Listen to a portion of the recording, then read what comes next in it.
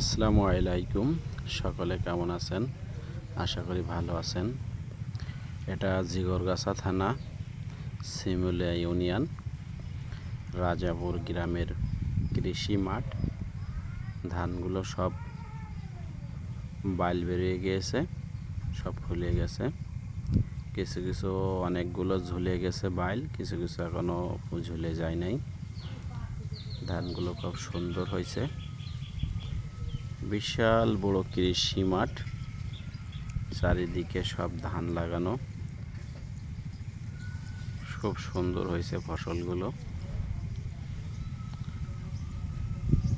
এপাশে সব বড় বড় শিশু গাছ। এটা একটা মাছের প্রজেক্ট।